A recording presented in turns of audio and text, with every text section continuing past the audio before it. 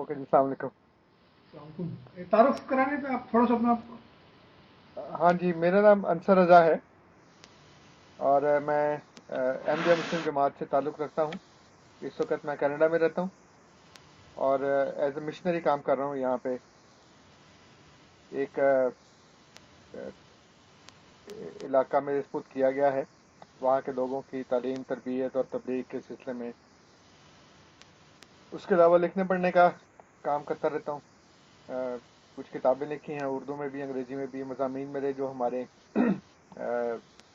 Official website है alislam.org, उस पे आप देख सकते हैं। तो ये मुख्तसर तारुफ है मेरा।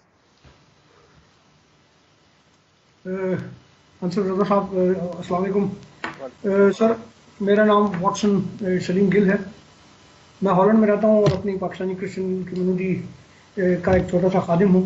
मैं भी लिखने पढ़ने का शौक़ रखता हूँ, लेकिन अभी तक मैंने कोई ऐसी किताब नहीं लिखी। उम्मीद करता हूँ कि मुस्तक़बिल में, हाँ, आर्टिकल्स वगैरह लिखता हूँ, कभी कभी जंग अखबार में और दीगर अखबारात में शाया होते हैं। और सियासी हवालों से और इंसानी हकूक़ के हवालों से अपनी कम्युनिटी की आवाज़ बुलंद करता हूँ, एक छोटे से खादिम की हैसियत से।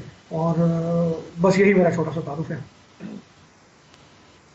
जी माशाल्लाह, बड़ी अच्छी बात है। तो अब आप शुरू करें जो आप कहना चाहते हैं। हमारी बात हुई थी मसीह हिंदुस्तान में, जो किताब है हज़रत मसीह मौद अलैहिस्सलाम की, उसके मतलब बिल्कुल। आपका कहना था कि आप उसके मतलब कुछ कहना चाहते हैं, तो वो शुरू करें आप। हाँ जी, मैं शुरू करता हूँ खुदावंद यीशु मसीह के पाक और ज़िंदा नाम से, जो आज भी ज़िंदा है और उस दुनिया की अदालत के लिए जल्द आने वाला है। मैं आपका शुक्रिया अदा करता हूँ जनाब, कि आपने मेरे चैलेंज को कबूल करके मुझे मौका दिया कि मैं अपनी बात ना सिर्फ अपने मसीह बहन भाइयों बल्कि अहमदी कम्युनिटी जो है उन तक भी पहुँचा सकूँ। मिर्ज़ा साहब की किताब मसीह हिंदुस्तान में के हवाले से, मतलब जो मैंने आपसे बात की, उसी पर हम बात करेंगे। और उस हवाले से कुछ सवाल थे जिन पर मैं आपसे चाहूँगा कि आप हमें बताइए। मिर्ज़ा साहब ने अपना जो दावा था उसे तकसीम किया इसमें चार चीज़ों में। एक बाइबल से उन्होंने बताया हमें, दूसरा कुरान से, नंबर तीन के कुरान और तिब की कुतुब से, नंबर चार था तारीखी कुतुब और मंतकी दलाइल से। उन्होंने अपनी दानिश्त में साबित किया कि मसीह ने मरियम सलीब से ज़िंदा उतारे गए और इलाज के बाद हिंदुस्तान तशरीफ़ ले गए। वहाँ उन्होंने शादी की, तबलीग की और वहाँ 120 साल की उम्र में वफ़ात पाई। और उनका मकबरा कश्मीर में माला खानवार में आज भी मौजूद है। मैं अपने जवाबात से, जो मेरी जहन में है कि मैं समझता हूँ कि ये दावा गलत है, मैं साबित करूँगा। और बल्कि मैंने देखा है, मिर्ज़ा साहब की किताब पढ़ी है मैंने, तो आप यकीन करें कि पूरी किताब में, मुझे पूरी किताब में जो 106 107 सफ़ों पर मुश्तमिल है, एक भी सबूत जो है वो उसमें नज़र नहीं आया। सिर्फ अपने ख्यालात, मिर्ज़ा साहब ने अपने ख्यालात और ख्वाहिशात और क्या सराई जो है उसको सबूत के नाम पर उसे दावा किया कि वो उसे साबित कर रहे हैं। उन्होंने सबूत के बजाय शहादत का एक लफ्ज़ इस्तेमाल किया, जिसका मतलब गवाह का होता है, कि गवाही के तौर पे वो मसीह इब्न मरियम के किसी भी वाक़े के गवाह नहीं थे। अगर वो कहते हैं कि खुदा की तरफ से कशफ के ज़रिए से या वही के ज़रिए से उन्हें कुछ इसमें दिखाया गया, तब भी वो अपनी इस किताब में अपने आप को भी, मुझे नहीं लगा कि मुतमईन कर पाए। वो तवातर के साथ जिन वाक़यात का जिक्र कर रहे हैं उनमें गैर यकीनी, बड़ी गौर से आप देख सकते हैं कि उसमें गैर यकीनी नज़र आ रही है। उन्होंने जो लफ्ज़ इस्तेमाल किए हैं उनमें उन्होंने हो सकता है, गालिबन ऐसा हुआ हो, मालूम होता है, मुमकिन है कि इस तरह हुआ हो, शायद ऐसा था, अगर, मगर, इस तरह के लफ्ज़ों का उन्होंने जो इस्तेमाल किए हैं, उससे एक चीज़ साबित होती है कि उनका जो दावा था उसमें खुद भी वो मतलब गैर यकीनी की उसमें थे। अब अगर किसी अदालत में कोई एक गवाह इस तरह की हैसियत में, मतलब गवाह के तौर पर हो, और वो किसी बात पर गवाही दे और कहे कि जी मुझे लगता है कि ऐसा हुआ है, या शायद इस तरह हुआ हो, मुमकिन है कि जी इस तरह हुआ हो, तो वो गवाही काबिल कबूल नहीं होती। صفحہ نمبر 14 میں مرزا صاحب نے دعویٰ کیا ہے کہ وہ اس کتاب سے ثابت کریں گے کہ مسیح ابن مریم مصلوب نہیں ہوئے اور نہ ہی آسمان پر گئے۔ مرزا صاحب اپنے ہی اس دعوے کو خود ہی اپنی کتاب میں، بلکہ نہ صرف اس اور دوسری کتابوں میں بھی، لیکن چونکہ ابھی تو میں مسیح ہندوستان کے حوالے سے بات کر رہا ہوں، تو اس میں انہوں نے اپنے اسی دعوے کو جو انہوں نے صفحہ نمبر 14 میں کیا ہے کہ مسیح ابن مریم مصلوب نہیں ہوئے اور نہ ہی آسمان پر گئے، اپنے اس دعوے کو انہوں نے غلط ثابت کیا ہے کئی جگہ پر، کیونکہ وہ اپنی اس کتاب میں خود ہی مسیح ابن مریم کو صلیب پر لٹکانے اور پھر زندہ اتارنے کے حق میں دلائل پر دلائل دیتے رہے ہیں۔ اب اگر آپ یہ کہیں کہ مرزا صاحب کا مطلب مصلوب ہونے سے مراد موت ہے، تو یہاں بھی مرزا صاحب کا جو دعویٰ ہے وہ غلط ہے، کیونکہ مصلوب ہونا مطلب صلیب پر لٹکانا یا کھینچنا ہوتا ہے، موت نہیں ہوتا۔ اور میری اس بات کی جو قرآن کی ایک آیت بھی تصدیق کرتی ہے، سورۃ النساء کی آیت نمبر 157، جس میں اردو کا ترجمہ ہے کہ نہ انہوں نے اسے قتل کیا اور نہ ہی اسے صلیب پر لٹکایا۔ عربی میں اگر میں پروناؤنس غلط کروں تو معذرت، وما قتلہ وما صلیبہ، اس آیت میں بڑا صاف طور پر دونوں چیزوں کو علیحدہ طور پر دکھایا گیا کہ ایک قتل اور صلیب دو الگ الگ فعل تھے، کہ انہوں نے نہ اسے قتل کیا اور نہ اسے صلیب پر لٹکایا۔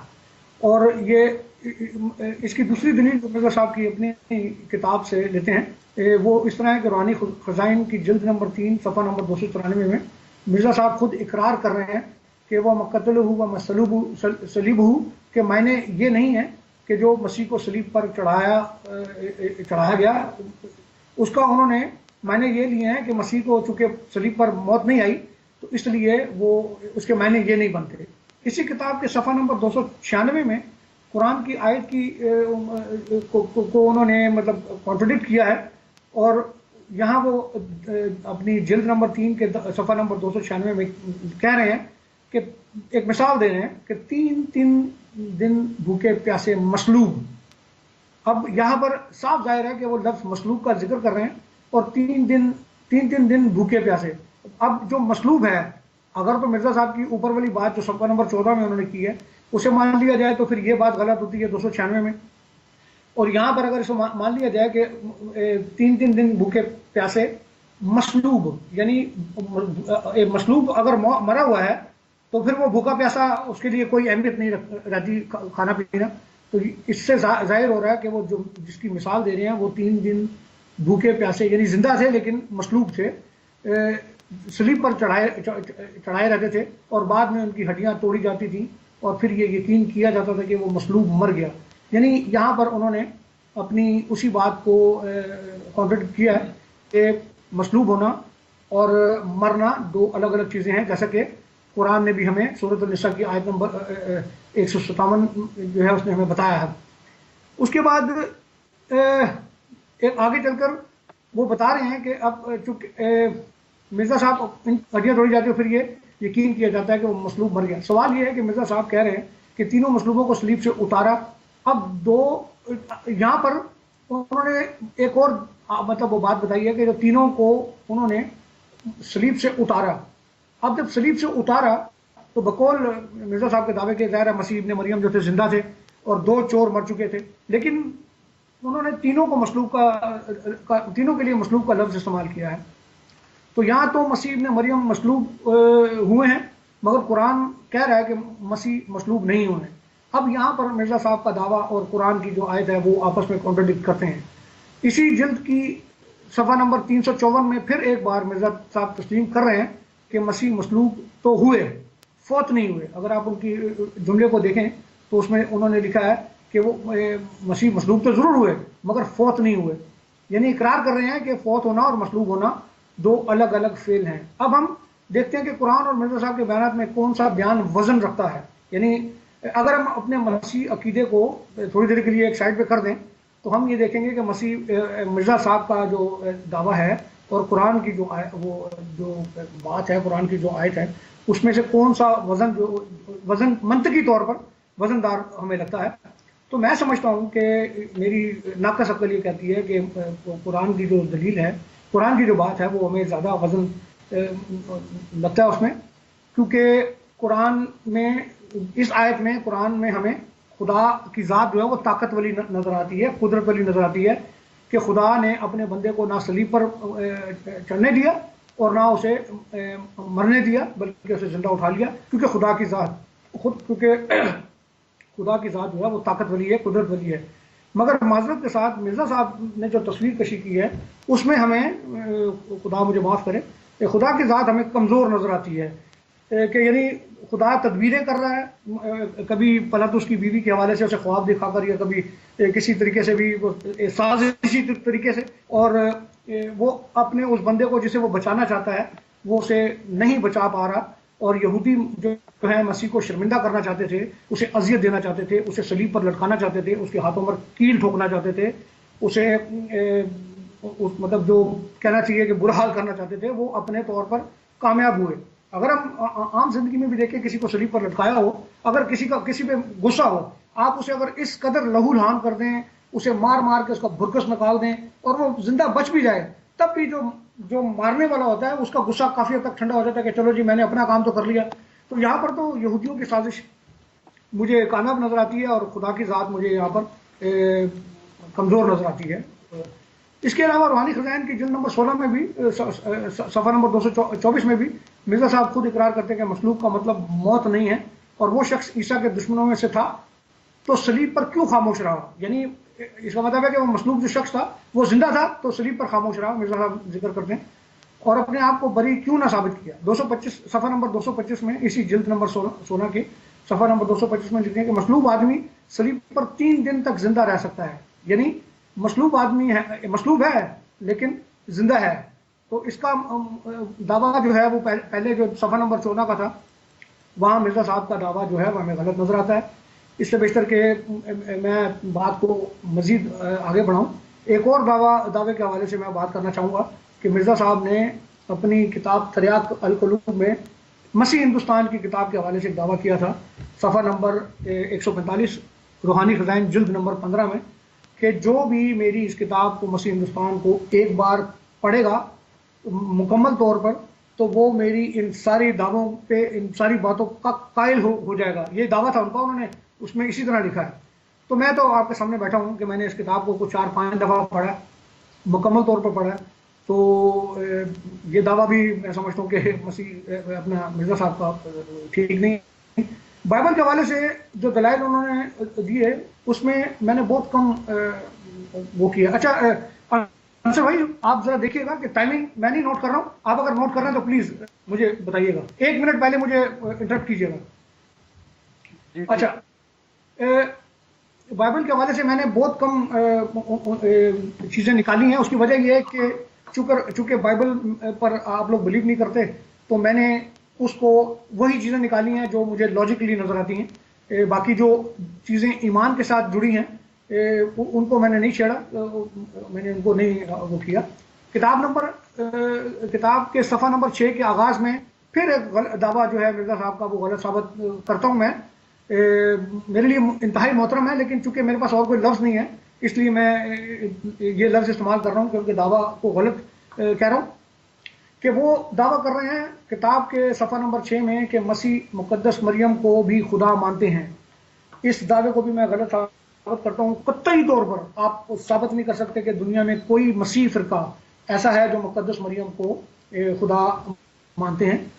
کیتھولک، میں خود کیتھولک ہوں، کیتھولک ذرا زیادہ مقدس مریم کو اہمیت دیتے ہیں اور دوسرے فرقے بھی، لیکن خدا کوئی بھی نہیں مانتا مقدس مریم کو۔ ہاں عقیدت اور احترام جو ہے وہ کچھ فرقے زیادہ دیتے ہیں، کچھ کم دیتے ہیں، لیکن ایک بھی فرقہ میں مسیح ہونے کے ناطے اور بڑی ذمہ داری کے ساتھ آپ کو یہ بات بتا رہا ہوں کہ خدا کا درجہ ہم مقدس مریم کو نہیں دیتے۔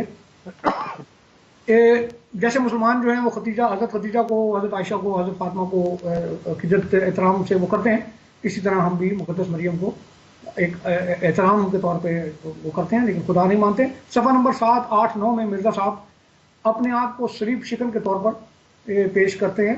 اس میں وہ دعویٰ کرتے ہیں کہ وہ صلیب کو توڑنے آئے ہیں اور ان کے دنیا میں آنے کا مقصد ہی صلیب کے ٹکڑے کرنا ہے، اور ساتھ ہی یہ بھی فرما رہے ہیں کہ وہ ایک لکڑی کی صلیب کو توڑنے نہیں، نہ ہی مسیحوں کو قتل کرنے آئے ہیں بلکہ صلیبی عقیدے کو توڑنے آئے ہیں۔ تو میرا جواب تو یہ ہے کہ اگر مرزا صاحب خدا کے سچے بندے ہیں تو صلیبی عقیدے کو کچھ نہ کچھ نقصان تو پہنچنا چاہیے تھا، مگر اس کے برعکس ہوا ہے مرزا صاحب کے دور میں، جب دنیا کی آبادی لگ بھگ 1 ارب 20 کروڑ سے 25 کروڑ کے درمیان تھی، اس وقت بھی مسیحیوں کی آبادی تقریباً 65 سے 70 کروڑ تھی، اور آج مسیحیوں کی کل آبادی جو ہے وہ 2 ارب 80 کروڑ کے لگ بھگ پہنچ چکی ہے، جبکہ دنیا کی کل آبادی 7 ارب کو چھو رہی ہے، 7 ارب سے اوپر نکل گئی۔ تو مسیح جو ہیں جو ان کا عقیدہ ہے وہ تو آگے کی طرف جا رہا ہے، چاہے ان کی اسپیڈ کم ہو، مطلب اس حوالے سے ایک اور دعویٰ یونا نبی کے حوالے سے انہوں نے کیا، ریفرنس کیا انہوں نے کہ جی مرزا صاحب نے صفحہ نمبر 16 میں اسی کتاب میں فرماتے ہیں کہ مسیح ابن مریم نے خود کہا کہ جیسے یونا نبی مچھلی کی پیٹ میں 3 دن رہا، ویسے ہی مسیح ابن مریم بھی قبر میں 3 دن زندہ رہا۔ اس کو ہم منطقی طور پر دیکھتے ہیں کہ مرزا صاحب نے جو بات کی ہے کہ انہوں نے کہا کہ اگر یونا نبی مچھلی کے پیٹ میں زندہ تھا تو مسیح بھی قبر میں 3 دن زندہ تھا۔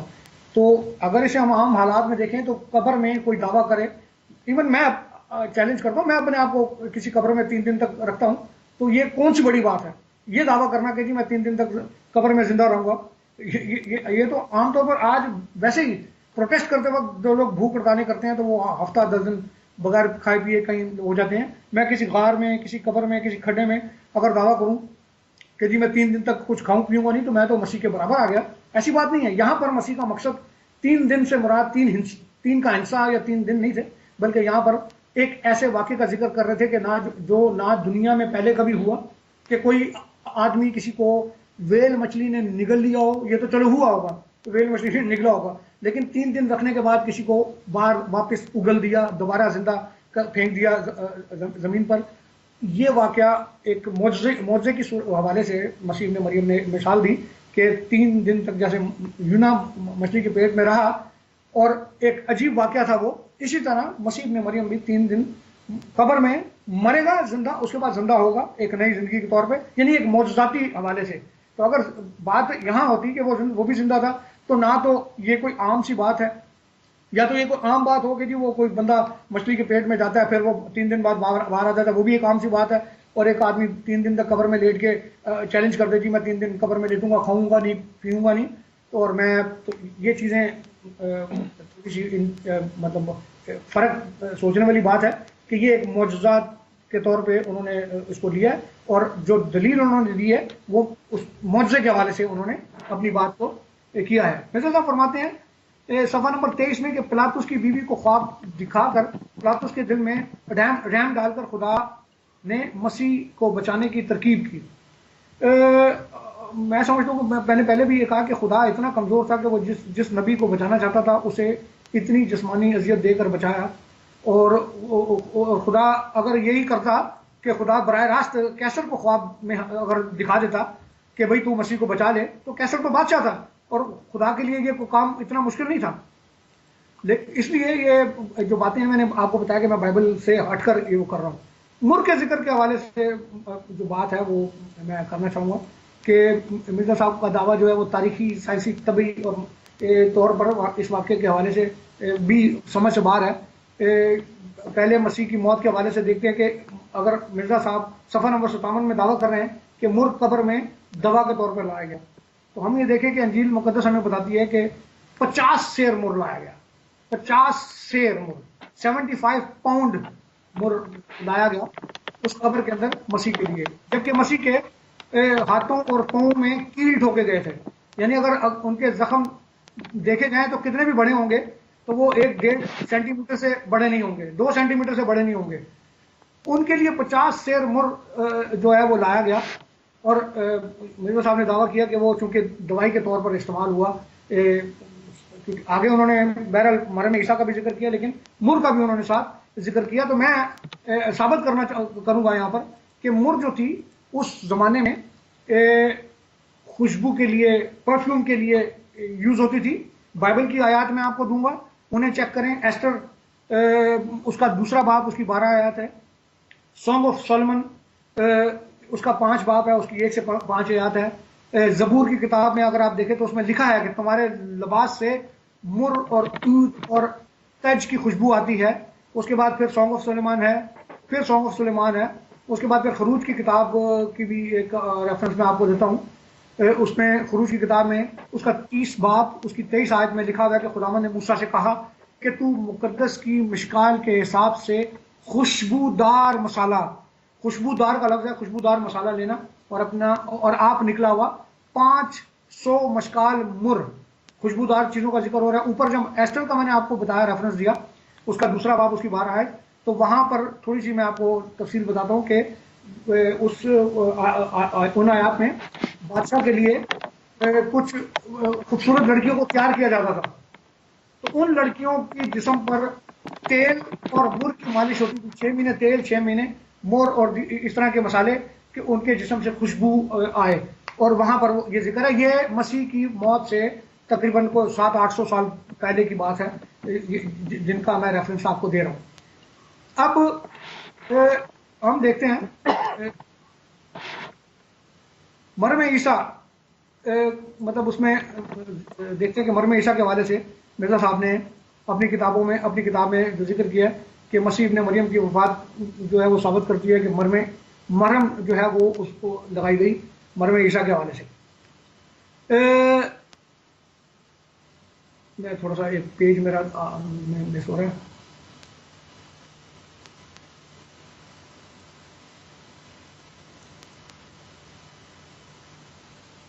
ہاں جی، مرم عیسیٰ کے حوالے سے مرزا صاحب نے اپنی کتاب میں جو ذکر کیا ہے اس میں صفحہ نمبر 56 پہ لکھتے ہیں کہ ایک اعلیٰ درجے کی شہادت جو مسیح ابن مریم کو صلیب سے بچانے کے لیے ہم کو ملی، تو وہ ایک نسخہ ہے جس کا نام مرم عیسیٰ ہے۔ اچھا ایک بات میں بتاؤں کہ اس بات کو لکھتے وقت مرزا صاحب کافی پرجوش نظر آ رہے ہیں۔ انہوں نے کہا کہ ایک زبردست ہمیں چیز ملی ہے، مرم عیسیٰ کے حوالے سے ایک ریفرنس ملا ہے، ایک ثبوت ملا ہے۔ وہ اس کے اوپر دعویٰ کر رہے ہیں کہ اپنے پیج نمبر 57 میں فرماتے ہیں کہ کیا عیسائی، کیا یہودی، کیا مجوسی، کیا مسلمان، سب نے اس نسخے کے حوالے سے لکھا ہے کہ یہ نسخہ مسیح کے حواریوں نے تیار کیا تھا، اور دعویٰ کرتے ہیں کہ لاکھوں کی تعداد میں اس زمانے کے لوگ یہ بات جانتے ہیں۔ اسی صفحے کے آخر حصے میں پھر غیر یقینی کیفیت میں لکھ رہے ہیں کہ یہ معلوم نہیں کہ یہ نسخہ مسیح ابن مریم نے خود تیار کیا تھا۔ اوپر لکھ رہے ہیں کہ یہ لوگ جو ہیں وہ گواہ ہیں کہ یہ مسیح کے حواریوں نے مرم عیسیٰ کا نسخہ تیار کیا تھا۔ نیچے لکھ رہے ہیں کہ یہ بات جو ہے وہ مطلب سمجھ میں نہیں آ رہی، یا معلوم نہیں ہو سکا کہ یہ نسخہ مسیح ابن مریم نے خود تیار کیا تھا یا کسی طبیب سے مشورہ لے کر تیار کیا گیا تھا۔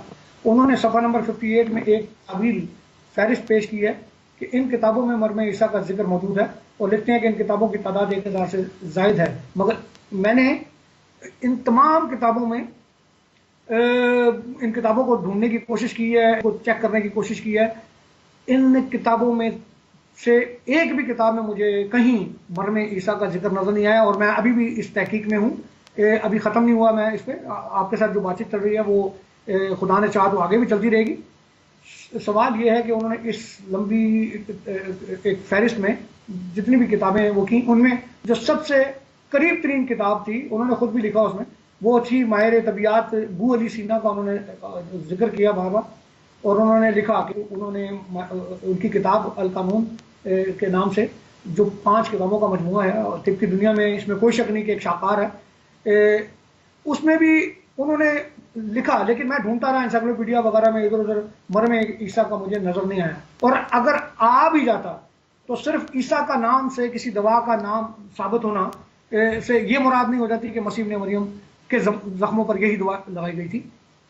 مرم عیسیٰ کا نام کی ایک دوا موجود ہے، کیونکہ دنیا میں بہت سے معروف لوگ جو ہیں وہ گزرے ہیں، ان کی جو ذاتی شخصیت، ان کی جو ذاتی مطلب کردار کے حوالے سے ان کی ایک اپنی اہمیت رہی ہے۔ اس کے اوپر میں آپ کو ایک میں سمجھتا ہوں کہ مرم عیسیٰ نام کی کوئی دوا موجود ہو، معروف لوگ جو ہے اس حوالے سے گزرے ہیں۔ ایک مثال قائم کی ان لوگوں نے، اور آج بھی اس معاشرے میں ان کے نام سے بہت ساری چیزوں پر مثال دی جاتی ہے۔ مثال کے طور پہ اگر کوئی سخت دل بندہ ہے اور غصے والا بندہ ہے تو ہم اسے ہٹلر کے نام سے جانتے ہیں۔ وہ بہت امیر ہو، پیسے والا شخص ہے تو ہم کہتے ہیں یار کہ اس کے پاس کوئی قارون کا خزانہ ہے۔ بہت شاخر دوست ہوتا ہے تو ہم کہتے ہیں یار وہ حاتم طائی ہے بھائی۔ اس طرح کی چیزیں جو ہیں وہ ہوتی ہیں۔ مسیح ابن مریم کی ایک پہچان تھی کہ وہ بیماروں کو اچھا کرتے تھے، अंधों लंगड़ों को ठीक करते थे।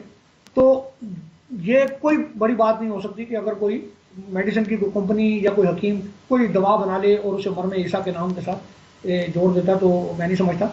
लेकिन बू अली सीना के हवाले से जो मिर्ज़ा साहब ने दावा किया है, उसमें उन्होंने बू अली सीना को ज़्यादा अहमियत दी है। और मैं ये देखता हूँ कि बू अली सीना जो कि सबसे करीब तरीन तबीब था अपने ज़माने का, वो भी मसीह से 1000 साल बाद पैदा हुआ।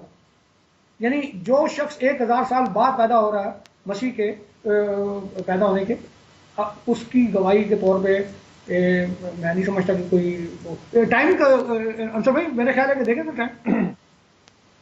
हाँ जी, मैंने लिखा था कि आपका टाइम अप हो गया, लेकिन आप चूंकि बोल रहे थे रवानी में, मैंने डिस्टर्ब करना मुनासिब नहीं समझा। अच्छा अच्छा, नहीं वो लिखना नहीं था, आप मुझे सिर्फ कह देते हो, मैं तो नहीं समझ रहा शायद कोई मुझे कॉल कर रहा है। सॉरी, चले नहीं मैं इसको बीच में ब्रेक आ गई है मेरे भी, जी मैं आगे से शुरू करूंगा, आप जी करें अपनी जी, बात। ठीक है, जज़ाकमुल्लाह। अच्छा जी, औज़ुबिल्लाहि मिनश्शैतानिर्रजीम, बिस्मिल्लाहिर्रहमानिर्रहीम। आपने जो बातें की हैं उसमें तो ज़्यादातर इल्ज़ामात हैं, और आपने कहा है कि आप साबित करेंगे, लेकिन क्योंकि यहाँ पे टाइम हमारे पास इतना ही होता है, 15-20 मिनट का, तो उसमें ये कहना कि मैं साबित करूँगा तो मुनासिब नहीं लगता। वो साबित करना चाहिए साथ साथ, और मुख्तर तौर के ऊपर बात करके उसका साथ एक सबूत दे देना चाहिए। आपने कहा कि पूरी किताब में एक भी सबूत नहीं है, सिर्फ क़ियास आराई है। और फिर आपने कहा कि उन्होंने सबूत की बजाय लफ्ज़ शहादत इस्तेमाल किया है, यानी गवाही, हालांकि वो गवाह नहीं थे। ये शहादत जो है अरबी ज़ुबान में, इसका मतलब ये नहीं होता कि इंसान मौके पे मौजूद हो और वो सब कुछ देख रहा हो वहाँ पे, बल्कि जो कामिल इल्म है वो भी शहादत के लिए, सबूत के लिए इस्तेमाल होता है जी, कि ये इसका सबूत है या इसकी शहादत है। ये उर्दू ज़बान का मुहावरा है। और चूँकि वो खुदा के नबी हैं, इसलिए उन्होंने ये लफ्ज़ इस्तेमाल किया कि अल्लाह ताला ने उनको ये जो इल्म है वो दिया है।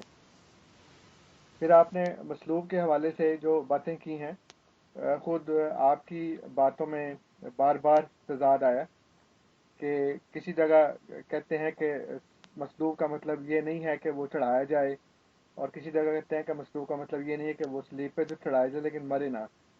फिज़र साहब अलैहिस्सलाम की जितनी भी किताबें हैं या जिसमें ये जो लफ्ज़ इस्तेमाल किया गया है, उसमें उन्होंने खासी वजाहत के साथ इस बात को पेश किया है कि मसलूब का मतलब सिर्फ ये नहीं होता कि वो स्लीब पर मर जाए, बल्कि जो स्लीब पर चढ़ाया जाए वो मसलूब होता है। और जो उसके साथ मरने का लफ्ज़ है, आई एम सॉरी, मैं ये कह रहा हूँ कि मसलूब चढ़ाने वाले को भी कहते हैं और स्लीब पर मरने वाले को भी कहते हैं। यानी जो एक चढ़ गया उसके ऊपर, अब उसका जो एंड रिजल्ट है, जैसे एक आदमी पानी में गिर जाए तो कहते हैं जी कि वो उसमें गर्क हो गया, लेकिन अगर उसको बचा लिया जाए तो वो मरता नहीं है। लेकिन उसका ये मतलब नहीं होता कि वो गर्क नहीं हुआ। गर्क तो वो होता है, लेकिन जो उसका आखिरी नतीजा है वो नहीं होता उसको कि वो मर जाए उसके ऊपर। कुरान ने जो कहा है कि वमा का तलू हो वमा सलबू हो, कि ना तो वो कत्ल करके मार सके ना वो स्लीप पर मार सके, क्योंकि दो तरीके होते थे। बाइबल में भी लिखा है कि किताब अमाल में वो कहते हैं कि मसीह वो जिसको तुमने कत्ल करके स्लीप पर लटकाया। आप तारीख पढ़ें तो या बाइबल भी पढ़ें तो उसमें पता लगेगा आपको कि यहूदियों के यहाँ मारने के दो तरीके थे। एक तो स्लीप पर चढ़ा कर मारते थे, और एक मार कर स्लीप पर चढ़ाते थे। दोनों तरीके थे उनके। इसलिए खुदा ने कहा कि वमा का तलू हो वमा सलबू हो, और फिर इसी आखिर आयत के आखिर में कहा कि वमा का तलू हो यकीनन, कि कत्ल तो यकीनन नहीं किया। इसका मतलब ये है कि वमा सलबू हो यकीनन नहीं कहा खुदा ने कि सलीब पर जो चढ़ाकर मारा गया वो तो नहीं हुआ, कत्ल यकीनन नहीं किया। सलीब पर चढ़ाया तो गया लेकिन सलीब पर वो मरे नहीं है, इसलिए खुदा ने वमा तलबूहो के साथ यकीनन का लफ्ज़ इस्तेमाल नहीं किया। खुदा ने कहा वमा का तलू हो यकीनन आखिर में। तो अगर आप कुरान से इस बात को साबित करना चाहें तो वो साबित नहीं होता, इसलिए कि अल्लाह ताला ने कहा है कि वलाकिन शुब्बिह लहुम, उनको शुबा पड़ गया इसमें। और शुबा ये पड़ गया कि पता नहीं वो सलीब के ऊपर मरा है कि नहीं मरा, इसीलिए उन्होंने बाद में पिलातुस को भी कहा कि तुम वहाँ पे निगरानी करवाओ और ये करो। और शुबा जो कुरान ने कहा कि वलाकिन शुब्बिह लहुम, तो उसमें हम देखते हैं कि जब यूसुफ ने जो आर्मितिया का एक बड़ा पुरअसर आदमी था, उसने जब वहाँ पे जाके उसको कहा पिलातुस को कि मैं उसकी लाश उतार लूँ, तो उसने बड़ी हैरानगी से कहा कि क्या वो मर गया। इसका मतलब ये है कि वो इतनी जल्दी तो मरता ही कोई नहीं है। 3 घंटे या मैक्सिमम भी अगर लगा लें, डबल कर लें 6 घंटे, तो 6 घंटे में कोई स्लीप के ऊपर नहीं मरता। कई कई दिन वहाँ पे रहते थे, भूखे प्यासे होते थे, फिर मरते थे। इसलिए अल्लाह ताला ने कुरान करीम में ये कहा है कि वमा का तलूह वमा तलबूह, और आखिर में कहा कि वमा का तलूह यकीनन, और फिर ये कहा कि वलाकिन शुब्बे हलहुम, कि उनको शुबा पड़ गया उसके अंदर। और शुबा वही है जो मैंने अभी बताया कि बाइबल ने भी उसकी तस्दीक की कि जो अपना पिलातुस था, उसने ये कहा कि क्या वो मर गया। बड़ी हैरानगी से उसने इजहार किया इस बात का। तो ये मैं बाद में बताता हूँ इसकी जो बैकग्राउंड है। तो आपने कहा कि मिर्जा साहब ये ऐसा बता रहे हैं कि गोया खुदा ताकतवर नहीं है। तो ऐसी बात नहीं है। ताकतवर वो होता है जो दूसरे को कहता है कि जो तुम कर सकते हो वो कर लो, और जब तुम सारा कुछ कर लोगे फिर देखना मैं कैसे बचाता हूँ। लेकिन अगर शुरू में ही हल्की सी एक चोट लगे और वहीं से बचा के ले जाए, तो उसका मतलब ये होता है कि उसको डर है कि आगे कहीं उससे बढ़ के ना करे। तो जैसे जैसे दुश्मन की ताकत बढ़ती जाती है, अल्लाह ताला भी देखता जाता है कि अब ये जितना कर सकते हैं वो कर लें। और कुरान ने भी इसको बयान किया है। अल्लाह ताला फरमाता है नबी करीम सल्लल्लाहु अलैहि वसल्लम को कि तुम इनसे कह दो कुल या कौम इमलू अला मकानतिकुम इन्नी आमिलुन फसौफ तालमून, कि ए कौम तुम अपनी जगह पे जो कर सकते हो वो कर लो, और मैं भी करता हूँ। फिर तुम जल्दी जान लोगे कि कौन अल्लाह के अज़ाब के नीचे आता है और कौन बचता है। इसलिए अल्लाह ताला जब उनको कुफार को मोहलत देता है, जैसे कि कुरान में एक और जगह कहा कि फमहिल काफिरीना अमहिलहुम रुवैदा, कि अल्लाह ताला ने काफिरों की रस्सी दराज की, उनको मोहलत दी। तो उनको खूब मोहलत देता है कि तुम कल को ये ना कहना कि अगर हमें मौका मिलता तो हम ये करते। इसलिए जो वो कर सकते थे उन्होंने किया। उन्होंने मारा पीटा भी, और उन्होंने उसके मुंह के ऊपर थूका भी, तमाचे भी लगाए, मजाक भी किए। तो ये तो आप खुद बाइबल की तरदीद कर रहे हैं कि जी ऐसा तो खुदा को नहीं करना चाहिए था। गोया आपके नज़दीक तो फिर खुदा ताकतवर नहीं है कि वो सब कुछ देख रहा है आराम से और कुछ भी नहीं कर रहा वो। लेकिन ऐसी बात नहीं है। बात यह है कि अल्लाह ताला ने मुकम्मल तौर पर उनको आज़ादी दी कि जो तुम कर सकते हो वो कर लो। फिर जब मेरी बारी आएगी फिर देखना मैं क्या करता हूँ। जब तुमने उसको स्लीप पर लटका दिया और तुम्हारे नज़दीक ये एंड पॉइंट था, इससे आगे तुम कुछ नहीं कर सकते, तो जाते जाते सिपाही ने पसली में नेज़ा भी मार दिया, इसके बावजूद देखना कि मैं उसको कैसे बचाता हूँ। और यही वो दुआ थी जो मसीह ने गत्समनी के बाग में की, और इतना रोया कि गोया उसका पसीना खून बनकर बहा। और वो बार बार तड़प के आता था और देखता था कि उसके शागिर्द सो रहे हैं, और वो कहता था कि देखो इस वक्त इतनी मुसीबत है, तुम सो रहे, तुम तो दुआ ही नहीं कर रहे। तो वो ऐसी सूरत हाल थी कि जब मसीह ने दुआ की, और जैसा कि बाइबल में कई जगह पे लिखा है कि नेकों की जो दुआ है वो रद्द नहीं होती। अल्लाह ताला ने जगह जगह पे कहा कि जब तुम दुआ करो तो तुम्हें दिया जाएगा, तो तुम्हारी दुआ सुनी जाएगी। तो उसकी दुआ सुनी गई। लेकिन जब आखिर हो गया और जब उसको स्लीप पर लटका दिया गया, तो फिर उसने कहा कि एली एली लेमा शबक्तानी, कि ए मेरे खुदा तूने मुझे क्यों छोड़ दिया। क्योंकि अभी गत्समनी के बाग में जो दुआएं कर रहा था, उससे तो पता लगा कि ये बच जाएगा, लेकिन अब तो मैं बचता नजर भी नहीं आ रहा। तो उस वक्त भी खुदा ने उसको तसल्ली दी कि खुदा तुम्हें बचाएगा। इसलिए ये बात आपकी दुरुस्त नहीं है। और उनको कहा जाता है कि तुम अपना गुस्सा ठंडा कर लो, जो भी है वो कर लो। आप कहते हैं जी कि जो भी मसीह हिंदू को एक दफ़ा पढ़ेगा वो कायल हो जाएगा। मैं तो नहीं कायल हुआ। तो आपने पढ़ा ही नहीं है। अगर आप पढ़ते तो फिर ज़रूर कायल होते। लेकिन आप चूंकि अपने जो मौरूसी अकीदा है उसको सामने रखकर वो ऐनक लगा कर पढ़ते हैं, इसलिए आप कभी भी नहीं इसमें कायल हो सकते। जैसे कि लोग बाइबल को पढ़ के कायल नहीं होते, लोग कुरान को पढ़ के कायल नहीं होते। दोनों किताबों में है कि जो ये देखेगा वो कायल हो जाएगा, लेकिन कोई भी कायल नहीं होता। आपने कहा कि मसीही जो है वो मुकद्दस मरियम को खुदा मानते हैं, ये उन्होंने कहा है। कोई नहीं मानता। बिल्कुल मानते हैं, मेरे पास इसका सबूत मौजूद है। मैं आपको दिखा सकता हूँ। एक मिनट ज़रा, मैंने ये फाइल सिर्फ रखी हुई है साथ में।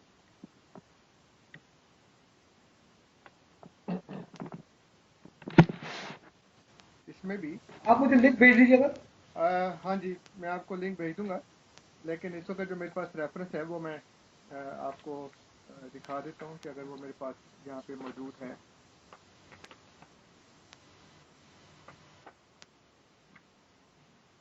ये किताब का नाम है अ Thunderbolt for Rome, being an exposition of the errors and आइडोलेटर्स of the रोमिश church. तो इसमें ये लिखी है किताब सी वाइन्स ने, VINES, सी वाइन्स है। वो प्रोफेसर ऑफ थियोलॉजी है और ये लंदन से शाया हुई है किताब। इसका नाम है अ Thunderbolt for Rome, being an exposition of the errors and आइडोलेटर्स of the रोमिश church. और रोमिश चर्च से मुराद उसकी रोमन कैथोलिक चर्च ही है। और उसमें वो सफ़ा नंबर 63 पे लिखता है, उसका टाइटल है, चैप्टर नंबर गालबन 11 है ये, और उसके ऊपर लिखा है worship of the virgin Mary, cents and angels. उसमें वो लिखता है N 11th reason why the church of Rome is contrary to the church of Christ is her आइडोलेट्रस worship of the virgin Mary, cents and angels. तो उसमें उसने ये लिखा है कि ये जो रोमन चर्च है वो वर्जिन मैरी को वर्शिप करता है, यानी कि वो उसको खुदा समझते हैं। तो बहरहाल ये तो एक अलग बात है। हमारा जो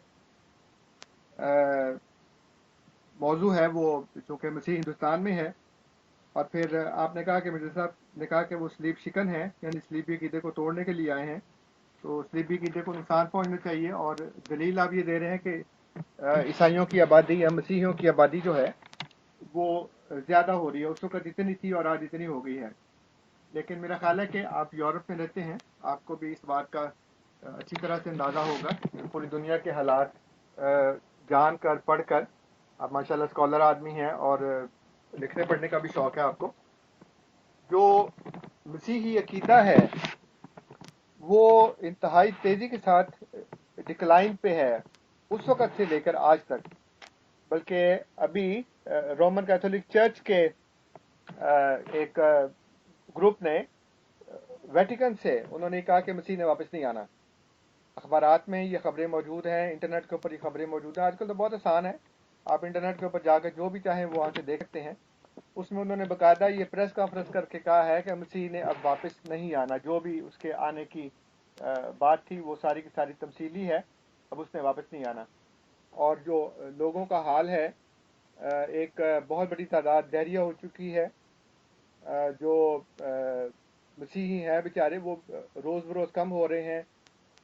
उनकी आपस में जो तफरकाबाजियाँ हैं, जो कैथोलिक से टूटे, जो प्रोटेस्टेंट हुए, उसके बाद फिर उन्होंने जो बेशुमार अपने अपने अलग अलग चर्च बनाए, और जो कैथोलिक हैं वो उनको सही ईसाई नहीं मानते, वो उनको सही ईसाई नहीं मानते। इसलिए जो आबादी है उसके बढ़ने से ये नहीं कभी भी होता कि लोग बढ़ गए हैं। मुसलमान भी इस वक्त 1.6 अरब हैं, लेकिन हम तो समझते हैं और दलाइल की बुनियाद पर और सबूत की बुनियाद पर कि वो मुसलमान नहीं हैं जो हज़रत मोहम्मद सल्लल्लाहु अलैहि वसल्लम किसी को बनाने आए थे, क्योंकि ये कुरान और सुन्नत को बिल्कुल तर्क कर चुके हैं, बिल्कुल छोड़ चुके हैं। ये ज़बानी दावे हैं और ज़बानी दावे से कुछ नहीं होता।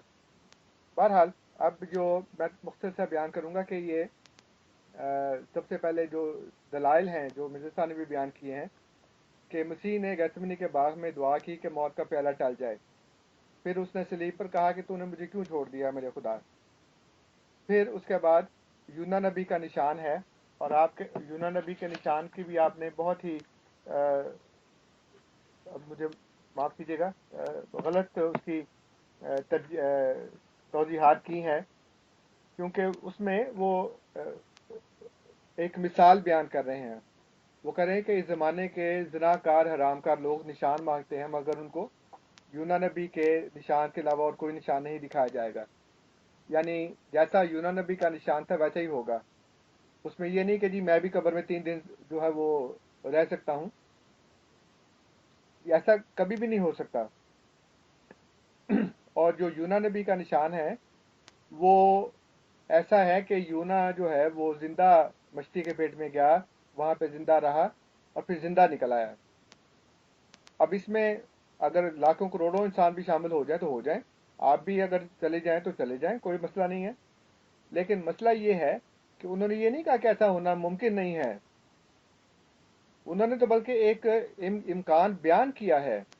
वो कहते हैं जैसे यूना के साथ हुआ था, और उस जमाने में उनके पास ये एक मिसाल थी, उनके पास और कोई मिसाल थी नहीं। वो किसी और बंदे को जानते नहीं थे जो ज़मीन में ज़िंदा गया हो, वहाँ पे ज़िंदा रहा हो और ज़िंदा वापस आ जाए।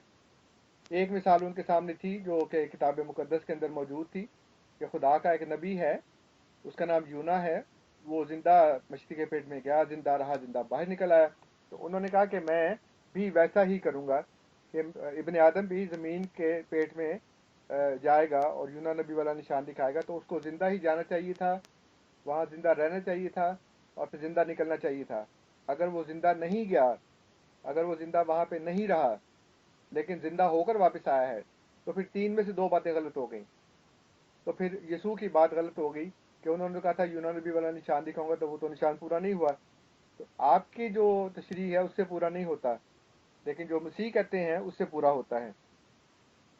फिर उसके बाद हम देखते हैं कि अल्लाह ताला बार बार ये बचा रहा है, ये तदबीरें कर रहा है कि मसीह को बचाया जाए। वो मसीह को सलीब पर मारना नहीं चाहता, इसलिए उसने पहले तो उसकी बीवी को ये ख्वाब दिखाया कि इसके साथ कोई ज्यादती ना करना वरना हमें नुकसान पहुंचेगा। चनाचे उसने अपने खामन को ये पैगाम पहुंचाया कि देखो इसके साथ कोई ज्यादती ना करना। इसका मतलब ये है कि अल्लाह ताला तो बचाना चाह रहा था। जैसे उसने पहले यूसुफ को ख्वाब में दिखाया जब मसीह बच्चा था, तो फरिश्ते ने आकर कहा कि इस मरियम को और इसके बच्चे को लेकर कहीं दूर चला जाए, क्योंकि हेरोड जो है वो उसको मारना चाहता है। उस वक्त भी खुदा बचाना चाह रहा था, तो यूसुफ को ख्वाब दिखाया। अब भी खुदा बचाना चाह रहा था, तो उसने पहले तो उसकी बीवी को ख्वाब दिखाया।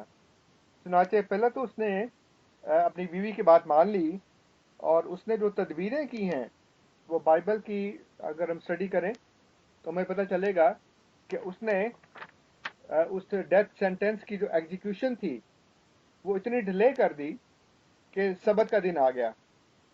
और सबत का दिन भी जब आया है तो उसमें भी इतनी देर कर दी, क्योंकि मुसलमानों की तरह यहूदियों का भी जो दिन है वो शाम के शुरू होते ही अगला दिन शुरू हो जाता है। ऐसा नहीं होता जैसे आजकल होता है कि 12 बजे के बाद अगला दिन शुरू हो, अगली तारीख शुरू हो। शाम होती और अगला दिन शुरू हो जाता है। और फिर उसके बाद अगला दिन जो है वो ईद फसह का दिन था। तो ईद फसह और सबत के शुरू होने में चंद घंटे थे, तब उन्होंने उनको स्लीप पर लटकाया है। और ये सारी उनकी अपनी कोशिश थी ताकि देर हो जाए और जल्दी जल्दी उनको उतार दिया जाए। फिर जो पहरेदार थे वहाँ पे वो भी इतने हमदर्द उन्होंने लगाए वहाँ पे कि उन्होंने दूसरे दो चोर जो थे उनकी तो टांगे तोड़ी हैं, मसीह की नहीं तोड़ी, और खुद ही फर्ज कर लिया कि ये मर गया है। अभी जब मसीह ने कहा कि मैं प्यासा हूँ, तो उन्होंने वो सिरका में सफाई डबो के उसके होंठों को लगाया ताकि वो उसको तकलीफ कम हो। और फिर उसके बाद जो आर्मीतिया है वो भी अ, उस यूसुफ के पास उसके सॉरी पहले तो उसके पास गया और उसने कहा कि मैं उतार लूँ, तो उसने बज़ाहिर हैरानगी से कहा कि वो मर गया वो। और फिर कहा कि हाँ उतार लो। हालांकि उतारने के बाद वो इस तरह से हवाले नहीं किया करते थे जिस तरह से इसने पहले तो उसने यूसुफ को कर दी, करता तो उनके ख़ानदान के लोगों को करता, यूसुफ को क्यों की। फिर यूसुफ का अपना एक बाग था, उसके अंदर उसने एक गार, एक कब्र तैयार की हुई थी, यहाँ पहले से वहाँ थी, और वो उधर ले गया वहाँ पे। निकोडिमस जो है वो भी मसीह का खुफिया शागिर्द था, और बाइबल में लिखा है कि उसने पहले कुछ अर्सा पहले मुलाकात की थी मसीह के साथ। और इसका मतलब ये है कि ये प्लानिंग तो पहले से थी कि अगर ऐसा हुआ तो फिर तुम ऑइंटमेंट वगैरह तैयार कर लेना। ये नहीं है कि वो निकोदिमस जो है वो एकदम से नमूदार हो गया, बल्कि निकोदिमस की मसीह के साथ पहले से मुलाकात हुई है। और उन्होंने जो वो तैयार की है मरहम, अब आपने मरहम के ऊपर काफ़ी कहा, तो जो मुर है वो खुशबू से होने का ये मतलब नहीं है कि वो सिर्फ फ्रेगरेंस है या वो कोई किसी किस्म का परफ्यूम या कलोन है, बल्कि जो इस तरह की चीज़ें होती हैं उनमें बाज़ औक़ात खुशबू होती है, बाज़ औक़ात नहीं होती। और मुर के बारे में तो तिब की किताबों में मसाले वाली जो किताबें हैं जिसके मतलब वो उसकी खसूसियात लिखी हैं, उसमें लिखा होता है कि वो एंटीसेप्टिक है। मर्ज को, जख्म को बाहर से भी ठीक करती है और अंदर से भी ठीक करती है। उसके बाद फिर जब वो वहाँ पे ले गए और उन्होंने वो लपेटा है और उसके ऊपर वो सारी मरहम लगाई है, तो उसमें कहा जी कि जैसा यहूदियों का दस्तूर था, हालांकि यहूदियों का कोई दस्तूर नहीं था, कोई इस तरह की मरहमें वगैरह वो अपने मुर्दों को नहीं लगाया करते थे किसी भी किस्म की। फिर मसीह निकलते हैं वहाँ से अपने आपका टाइम, अच्छा जी, चलें ठीक है मतलब 1-2 मिनट ऊपर हो गए हैं मेरे पास जो मैंने अभी लगाया, जी। ठीक लेकिन अगर आप अपनी बात करना चाहे, खत्म करना चाहे, कर रहे हैं। जी, बस मैं सिर्फ ये बताना चाह रहा था कि मसीह उसके बाद निकले हैं, अपने हवारियों के पास गए हैं, वहाँ से उन्होंने उनके साथ उनको बताया कि मैं ज़िंदा हूँ और मेरा ये बदन वही है। उन्होंने छू कर देखा, थॉमस को कहा कि तुम उंगली डाल के देख लो मेरे जख्म में। उनके साथ रोटी खाई, मछली खाई, ये कहा कि मैं तुमसे आगे आगे गलील को जाऊँगा। रास्ते में भी 2 लोगों को मिले हैं। फिर ये एक हवाला मैं आखिरी पेश करना चाहूँगा। ये एक किताब है एंटी निशियन फादर्स, और इसमें सेंट इग्नाटियस ने लिखा है चैप्टर 3 के अंदर कि for I know that after his resurrection also he was still possessed of flash, and I believe that he is so now. When, for instance, he came to those who were with Peter, he said to them, lay hold, handle me, and see that I am not an incorporeal spirit. And immediately they touched him and believed, being convinced both by his flesh and spirit. तो उसका उस वक्त flash भी था, खाली वो spirit नहीं था। और ये बात भी साबित करती है, जैसा कि इसमें लूक ने भी लिखा है और भी जगह पे लिखा है कि वो जिस्म के साथ थे और उन्होंने खाना खाया। ज़ाहिर है कि खाना खाने की जिस्म को ज़रूरत पड़ती है। और इंसाइक्लोपीडिया बिब्लिका में जो लव्स क्रॉस, उसके नीचे लिखा है, from the critical point of view we can hardly say that the fact that Jesus received the wound after he had ब्रेथड his last is well established. तो कहते हैं कभी हम ये मुश्किल से कह सकते हैं कि मसीह को वो जो जख्म लगा वो उसकी आखिरी सांस देने के बाद था। ये हम इसको साबित नहीं कर सकते। ये इंसाइक्लोपीडिया बिब्लिका में लव्स क्रॉस के नीचे लिखा है। तो चूँकि मेरा अब वक्त ख़त्म हो गया, इसलिए फिर इंशाल्लाह अगली दफ़ा। ठीक है जी। अ,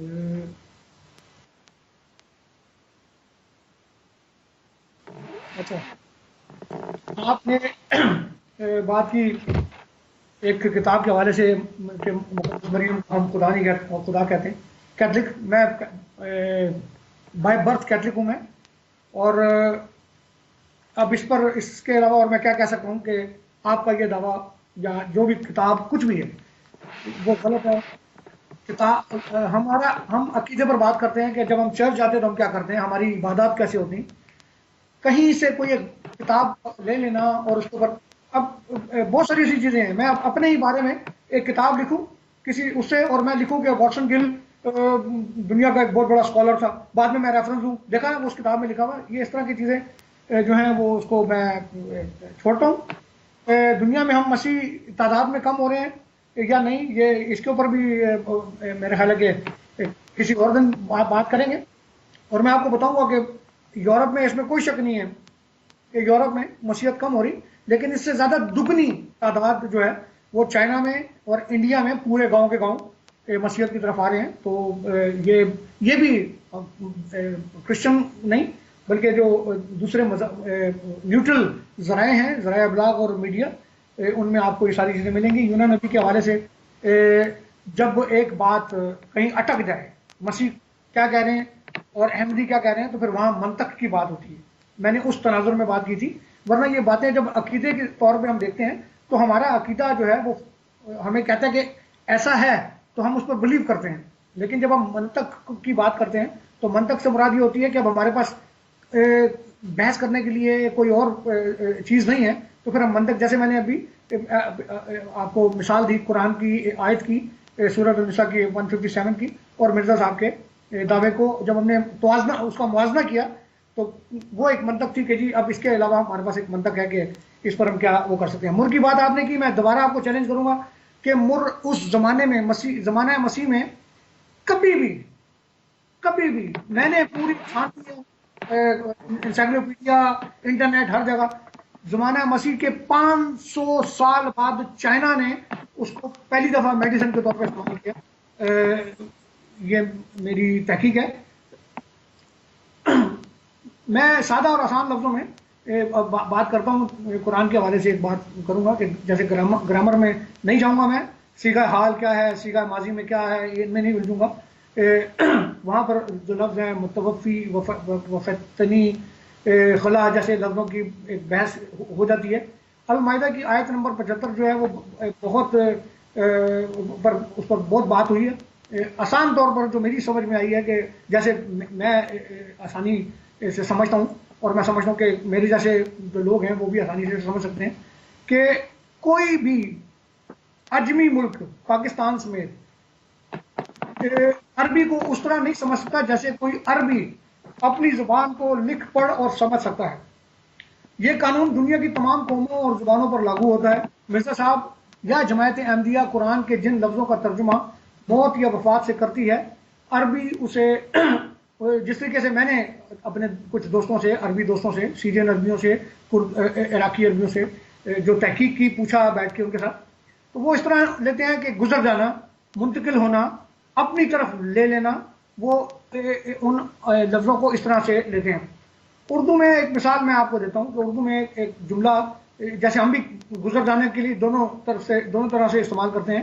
گزر جانا، کہیں سے گزر گئے، اور گزر جانا کہ مر گئے، موت کے لیے بھی ہم استعمال کرتے ہیں. میں آپ کو اس کی مثال دیتا ہوں. میں گھر سے باہر نکلا اور اپنے پڑوسی سے پوچھا کہ بھیا شکور سبزی والا گزر گیا؟ تو پڑوسی نے جواب دیا بھائی وہ 15 منٹ پہلے نکل گیا. جملہ صاف ہو گیا کہ جی وہ پڑوسی جو سبزی والا تھا وہ نکل گیا. اب یہی جملہ میں بالکل اسی لفظوں میں لفظوں میں کوئی تبدیلی نہیں کروں گا. غور سے سنیے گا کہ وہی جملہ میں بولوں گا لیکن حالات فرق ہو گئے. میں 5 سال بعد یورپ سے پاکستان پہنچا ہوں اور اسی پڑوسی سے میں پوچھ رہا ہوں یار بھیا شکور سبزی والا گزر گیا؟ تو وہ مجھے جواب دے گا کہ بھیا اسے تو گزرے ہوئے 5 سال بیت گئے. جملہ میرا ہو بہو، نقطہ زیر زبر بالکل وہی، لیکن جملے کے حالات جو ہیں، مطلب وہ میرے پوچھنے کا اور موقع اور وقت کے حالات تبدیل ہو گئے، جملے کے معنی تبدیل ہو گئے. اسی طرح میں نے بہت سے عربی دوستوں سے اس حوالے سے تحقیق کی، ان سے پوچھا کہ مجھے یہ بتایا کہ قرآن کی مذکورہ آیات میں کہیں بھی یہ معنی لیے جا سکتے ہیں کہ مسیح ابن مریم فوت ہو گئے. تو میں نے سوچا کہ جماعت احمدیہ جو ہے شاید وہ سوچیں کہ جی یہ جھوٹا ثابت کرنے کے لیے ہماری جماعت کو یہ اس طرح کی بات کرتے ہیں. مگر ان میں سے میں نے جتنے بھی عربی دوستوں سے یہ پوچھا، سیرین عربی، کردی، عراقی عربی، فلسطینی عربی، جتنے بھی میرے دوست آ رہے ہیں ایمسٹرڈیم وغیرہ میں ادھر، تقریباً ایک بھی مجھے عربی ایسا نہیں ملا جو جماعت احمدیہ کے حوالے سے کچھ جانتا ہو. اس کے لیے یہ نئی جماعت تھی کوئی. تو میں نے ان کو پوچھا یار یہ جو آیات ہیں قرآن کی، ان کا ترجمہ جو ہے اس میں کرسچن عربی بھی تھے، اس میں یہودی عربی بھی تھے. تو انہوں نے وہی ترجمہ کیا جو کہ عام مسلمان کرتے ہیں. اس کی منطق یہ ہے کہ عرب شیعہ، عرب سنی، عرب وہابی، عرب یہودی، عرب مسیحی، عرب کردی، یہ تمام ایک دوسرے کے دشمن ہیں. عرب شیعہ اور عرب سنیوں کے درمیان جنگ ہو رہی ہے. یہ کروڑوں عرب ایک بات پر کیسے متفق ہیں؟ مسیح ابن مریم آسمان پر زندہ ہیں. بلکہ عرب کے دہشت گرد تو ان آیات کے ترجمے سے پورے خطے میں ایک آگ لگا سکتے ہیں. کیونکہ عربی دہشت گرد ہیں، وہ تو سنیوں کو بھی مارتے ہیں، شیعوں کو بھی مارتے ہیں، سب وہ تو شیطانی کرتے ہیں. اگر اس طرح کی کوئی چیز ہو کہ آیات جو ہیں ان کو کوئی تبدیل کر رہا ہے، آیات کا مقصد کچھ اور ہے، تو وہ تو اس سے بڑی شیطانی کر سکتے ہیں. مگر قرآن کی مذکورہ آیات جو ہیں ان کا ترجمہ جماعت احمدیہ میرے حساب سے غلط کر رہی ہے. نہ کہ تمام عالم عرب جو ہیں وہ ان کا ترجمہ جو ہے وہ اس طریقے سے کر رہے ہیں. یہ میری ایک وہ ہے. اچھا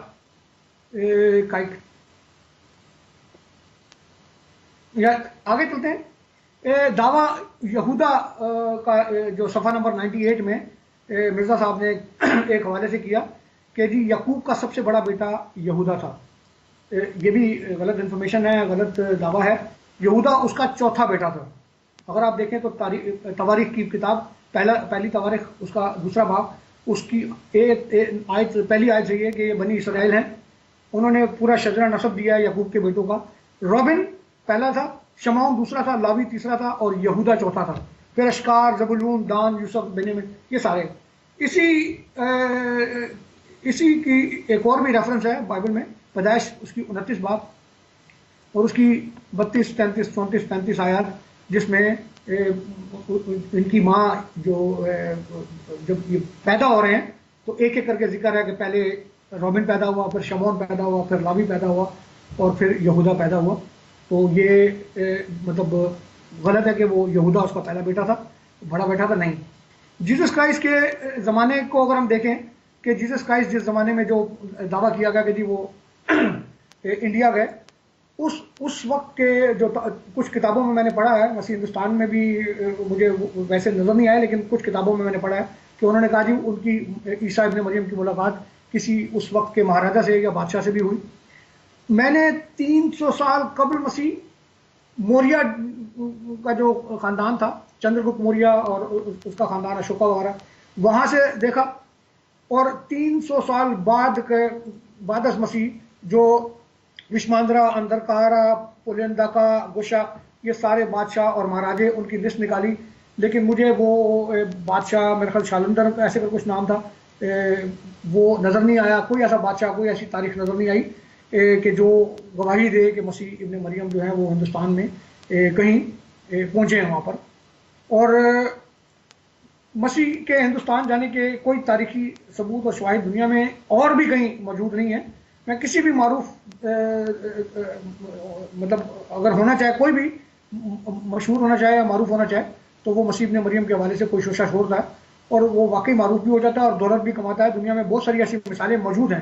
ابھی حال ہی میں ڈان براؤن نے اپنی ایک کتاب ڈاونچی کوڈ لکھی، جس میں انہوں نے یہ تو نہیں لکھا کہ وہ ہندوستان میں، لیکن انہوں نے اس کی شادی بتائی کہ وہ شادی، اس کے بچے ہوئے، اور اس پر وہ فلم بھی بنی. اور ناول لکھنے والے نے بھی کروڑوں کمائے اور فلم بنانے والے نے بھی کروڑوں کمائے. تو یہ ایک بڑا ایک مطلب آسان سا وہ ہے.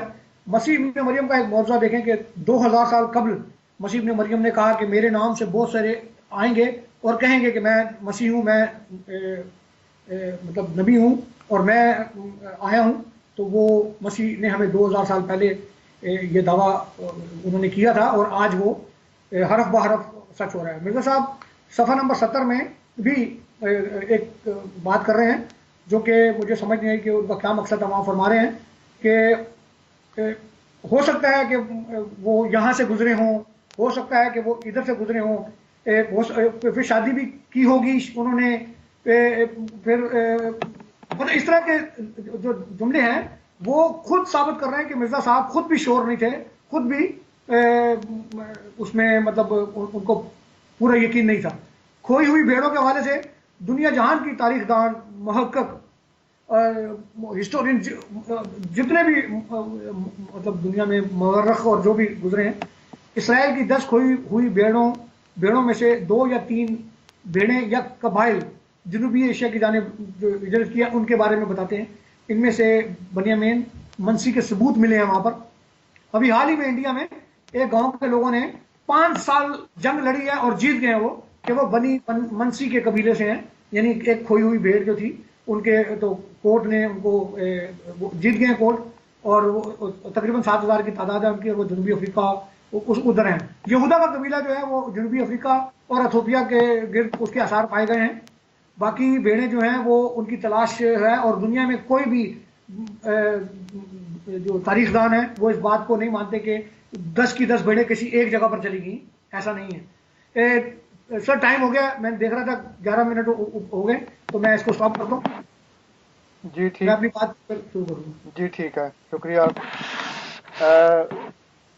آپ نے یہ کہا ہے کہ وہ جو قرآن کریم میں جو توفیق اور خلط کا لفظ ہے، جس میں جماعت احمدیہ ترجمہ کر کے ہی ثابت کرتی ہے کہ حضرت عیسیٰ علیہ السلام جو ہے وہ فوت ہو چکے ہیں. تو آپ نے لوگوں سے پوچھا، عربوں سے پوچھا، لیکن زبان کے لیے ضروری ہوتا ہے کہ آپ اس کی لغت دیکھیں، اس کی لیکسیکون دیکھیں، اور اس میں سے آپ کو پتہ لگے کہ فلاں لفظ کا کیا مطلب ہے. اردو بولنے والے بھی بہت سے اردو کے الفاظ ایسے ہوتے ہیں جن کے بارے میں وہ نہیں جانتے کہ اس کا کیا مطلب ہے. پھر بہت سی باتیں ایسی ہوتی ہیں جو ایک غلط استعمال سے اتنی رائج ہو جاتی ہیں کہ ان کا اصل جو مطلب ہے وہ بھی لوگوں کی نظروں سے اوجھل ہو جاتا ہے. میں آپ کو مثال کے طور پہ ایک بات بتاتا ہوں. آپ اردو جانتے ہیں، اردو میں ہم ایک لفظ استعمال کرتے ہیں غلیظ. اب جب بھی ہم کہتے ہیں غلیظ تو اس کا مطلب ہوتا ہے کہ نہایت ہی گندی اور مکروہ سی چیز. لیکن عربی زبان میں غلیظ کا مطلب ہے نہایت مضبوط اور گاڑا. اب اتنے متضاد یہ معنی ہے کہ اردو والے کو پوچھیں گے کہ غلیظ کا کیا مطلب ہے، وہ کہے گا چھی چھی چھی بہت گندی بات. اور عربی میں دیکھیں گے تو اس کا مطلب ہوگا کہ بہت مضبوط.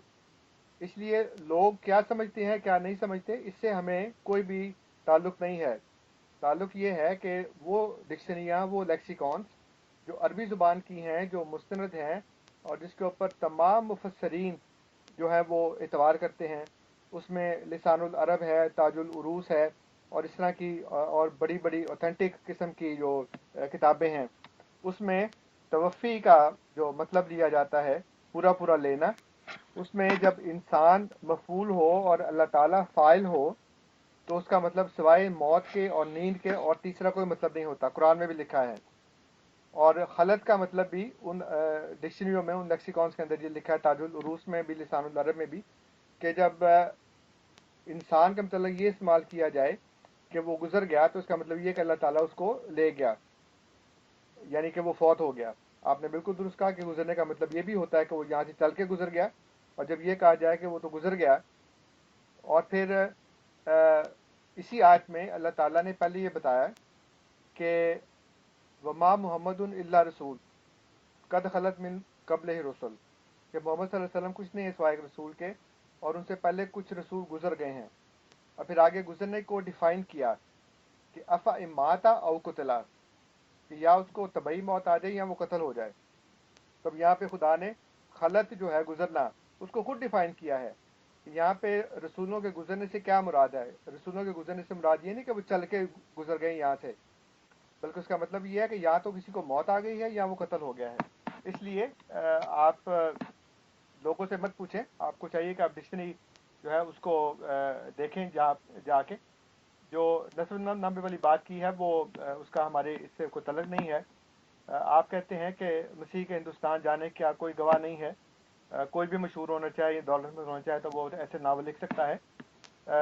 میرے پاس کچھ کتابیں ہیں جس میں یہ بتایا گیا ہے کہ جو افغانستان کے اور کشمیر کے لوگ ہیں وہ بنی اسرائیل سے تعلق رکھتے ہیں، اور ایک دو قبائل نہیں ہیں بلکہ بہت سے قبائل ہیں.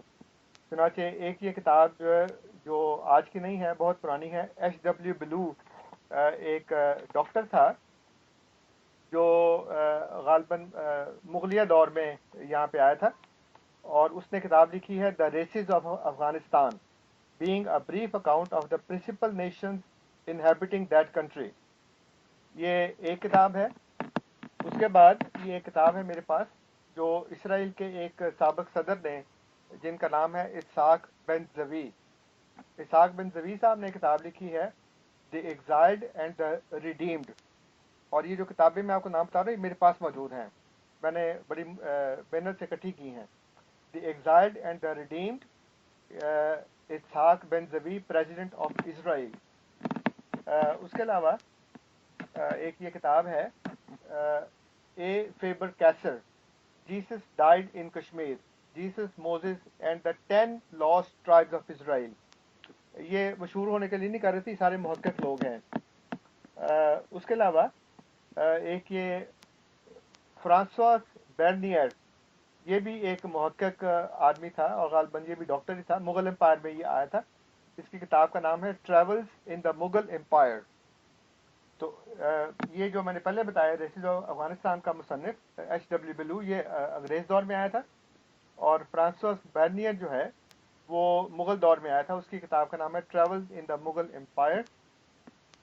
اس کے بعد یہ ایک کتاب ہے جیمز ڈبلیو ڈیئر ڈورف، اس کی کتاب کا نام ہے Jesus in India, reexamination of Jesus Asian traditions in the light of evidence supporting reincarnation. پھر یہ کتاب ہے ہولگر کرسٹن کی Jesus lived in India his unknown life before and after the crucifixion.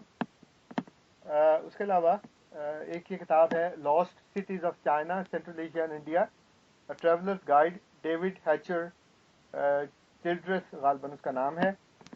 پھر یہ تو سارے مغربی مصنفین ہیں. ایک اور مغربی مصنف ہے او ایم برک، اس کی کتاب کا نام ہے امنگ دا درویشز. یہ اس علاقے سے گزرا اور وہاں پہ ایک قبیلے کو ملا جس کے بندے نے بتایا کہ مسیح یہاں سے گزرا تھا، اور اس کی جو گاسپل ہے وہ آج بھی ان لوگوں کے پاس موجود ہے۔ جدید دور کی یہ کتاب ہے سوزن اولسن کی، آپ جانتے ہوں گے، اس کی کتاب کا نام ہے Jesus in Kashmir the last tomb. ایک اور کتاب ہے جین ڈی میٹلاک کی، Jesus and Moses are buried in India, birth place of Abraham and the Hebrews. یہ کتابیں کتنی ہو گئی ہیں؟ 1 2 3 4 5 6 7 8 9 اور 10 یہ کتابیں ہیں۔ اس کے علاوہ جو نوٹووچ کی کتاب ہے، نکولائے نوٹووچ کی، وہ میرے پاس نہیں ہے، لیکن اس میں بھی اس نے یہ لکھا ہے۔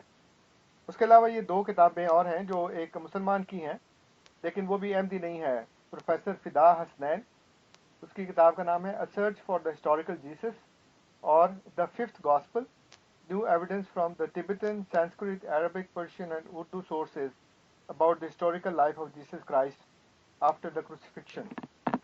اس کے علاوہ یہ آج کل ایک کینیڈین آرکیولوجسٹ ہے، اس کا نام ہے سمکا جکوبیویچی، SIMCHA سمکا JACOBOVICI جکوبیویچی۔ اس نے ایک ڈاکومنٹری بنائی ہے quest for the last tribes, وہ آپ دیکھ سکتے ہیں، وہ انٹرنیٹ کے اوپر بھی اویلیبل ہے، یوٹیوب پہ بھی ہوگی۔ اور اس نے جا کے جہاں مختلف علاقوں میں بنی اسرائیل کے گھرانے کی کھوئی ہوئی بھیڑوں کو ڈھونڈا، وہاں اس نے کشمیر میں اور افغانستان میں بھی وہاں پہ لوگوں کو ڈھونڈا ہے۔ پھر اس کے علاوہ یہ جو آپ نے بات کی ہے تاریخ کشمیر میں بھی اس کا ذکر ہے، ملا نادری کی کتاب ہے، اس میں بھی اس نے ذکر کیا ہے۔ اور بھوشیہ پران میں جو آپ کہہ رہے ہیں کہ آپ کو نہیں ملا، لیکن یہ اس میں لکھا ہے rolling over the Aryans was a king call Shalivahana the grand son of Vikramaditya who occupied the throne of his father۔ اب یہ بھوشیہ جو پران ہے وہ آپ دیکھ لیں، یہ انٹرنیٹ کے اوپر بھی اویلیبل ہے، وہاں سے بھی آپ کو مل جائے گا، آپ اس کو آرڈر بھی کر سکتے ہیں۔ اور یہ ہندوؤں نے شائع کی ہے، اور ان کو ہم سے کوئی اتنی ہمدردی نہیں ہے کہ وہ ہمارے حق میں بیان کریں، کیونکہ یہ پرانی کتاب ہے، اس لیے اس میں انہوں نے یہ لکھا ہے۔ اور خود مسیح نے کہا ہے کہ اور بھی بھیڑیں ہیں جو اس بھیڑ خانے کی نہیں ہیں، مجھے وہاں پہ جانا ہے ان کے پاس، اور پھر ان کو لے کر آنا ہے، یا ان کو ایک ہی پیغام دینا ہے، تاکہ ایک ہی گلہ ہو اور ایک ہی چرواہا ہو۔ تو یہ جو ساری باتیں آپ نے کی ہیں، ان کا میں نے آپ کو ڈاکومنٹری ایویڈنس دے دیا ہے کہ یہ ساری باتیں اس میں انہوں نے لکھی ہیں۔ آپ کہتے ہیں جی کہ دوسرا کوئی نہیں مانتا، میں نے یہ ساری کتابیں آپ کو بتائیں کہ اس میں کھوئی ہوئی بھیڑوں کے متعلق یا 10 قبائل کے متعلق کہ وہ وہاں پہ موجود ہیں، ہو سکتا ہے اور بھی علاقوں میں ہوں، جیسے آپ نے ساؤتھ افریقہ کا بتایا ہے، اور یہ ساری باتیں۔ تو جی میں آپ کو لنک دے دوں گا پرانا کا، آپ میری اس میں فیس بک میں بھی ہیں، تو میں انشاءاللہ تعالیٰ آپ کو اس کا جو لنک ہے وہ دے دوں گا۔ یہ ابھی جو آپ نے باتیں کی ہیں اس کا میں نے آپ کو جواب دے دیا ہے کہ حضرت عیسیٰ علیہ السلام جو ہیں وہ ان بنی اسرائیل کے گھرانے کی کھوئی ہوئی جو بھیڑیں ہیں ان کے پاس گئے تھے، وہ باقی آپ کو پتہ ہی ہے کہ بخت نصر ان کو لے گیا تھا وہاں پہ، اور مسیح کا وہاں پہ جانا ضرور تھا۔ تو میرا خیال ہے میرا ٹائم اب ہو گیا ہے، تو آپ نے ہاں جی، آخری جو 5 منٹ میں بات کرنی ہو کر۔ نہیں ابھی تو، ہاں ابھی 5